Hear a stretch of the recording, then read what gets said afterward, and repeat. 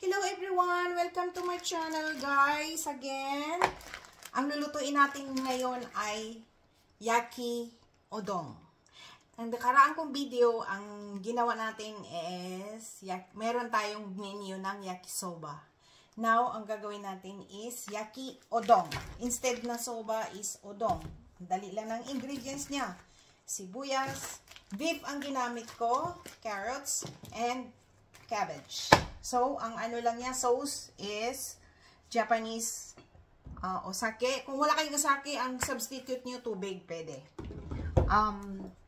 Soy sauce. Kikkoman soy sauce. Yan. Yan lang, madali lang ang ingredients niya. So, hiwain natin. Ang slice ng cabbage. Ganito, ha? At ang labo ng malabo ang camera. Ewan ko kung bakit. So,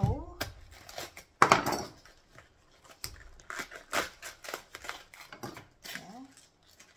Mga ano lang, dalawang dahon lang ang gawin natin, ha? So, yan na siya. Tanggalin nyo ng ito, tigas. Puro yung tigas na yan, magagamit nyo dun yan. Hiwain nyo rin. Ganyan.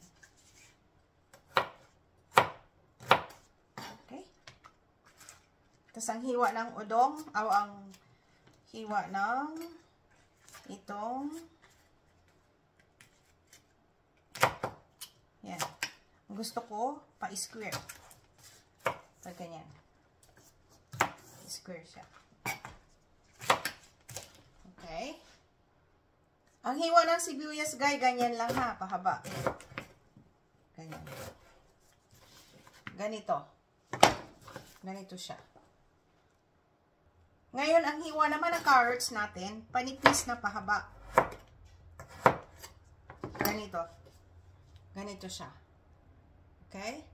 Ready na siya, guys. Ito na. Ngayon, mantika. Ang ginagamit ko lagi is yung olive oil. 2 tablespoon ng mantika. Okay? Painitin nyo muna.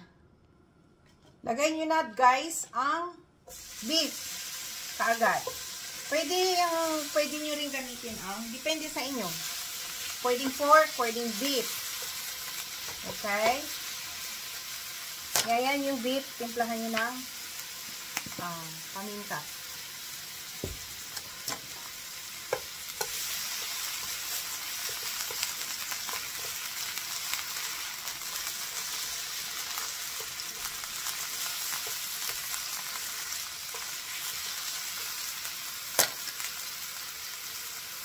Guys, ayan na.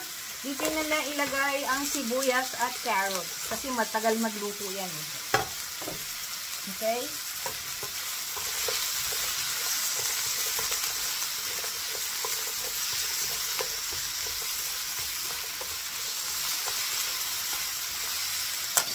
At paminta.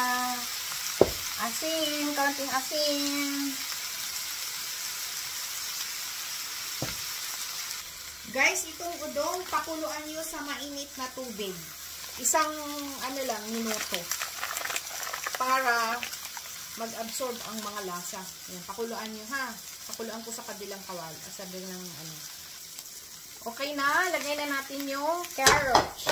Yung cabbage. So, dito kayo maglagay ng tawag nito, water para i-steam natin, medium heat lang. So, ngayon, hindi water, naglalagay ako ng osake.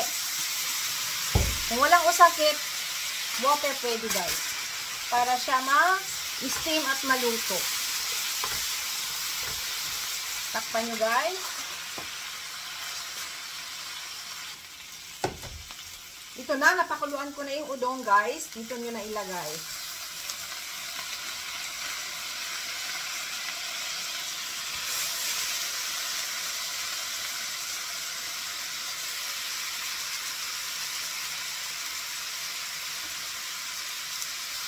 Haluin nyo ha. Wait lang.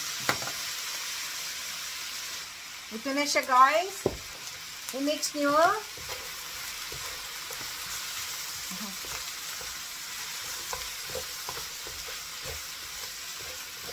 Kung kulang kayo ng tubig, na dry siya, lagyan nyo uli ng tubig na mainit ha. Huwag yung ano, huwag yung malamig para madali siyang maluto. Ayan na oh. And dito na tayo maglagay ng soy sauce. 1 tablespoon ng soy sauce and sesame oil. Half tablespoon ng sesame oil. And mix it. Kung nakulangan kayo ng soy sauce, pwede nyung dagdagan.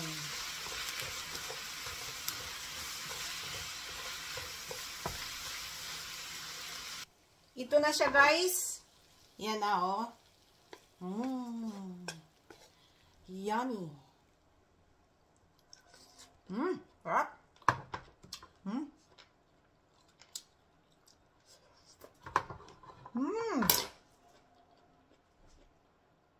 Guys, ito na siya oh. Lagyan niyo siya ng ginger pickles dito sa ibabaw. Yan. Gawa ko to guys, yung ginger pickles na to, ha? Pang susi ito eh. Yan. Yan, tapos pwede nyong hiwain yung ginger pickles nyo. Okay? Yan na siya. Ito na ang ating yaki udon. So, ngayon titikman natin. Ito na guys. Tikman natin, ha? Wow. Natikman ko na rin kanina. Sarap. Masarap to eh.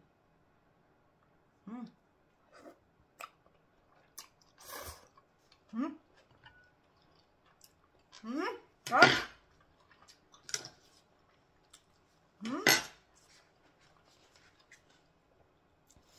Thank you for watching. Please subscribe, like, and share. And i-click nyo na rin yung notification bell para palagi kayong updated sa aking mga bagong video. Yaki udon. So yummy. Soy sauce lang siya at sesame oil. And Japanese. Osake. Kung wala kayong osake guys, rice wine, tubig. Okay? Bye! Guys, ito na ang ating yaki udon. Look at that. Look at that. Looks so yummy.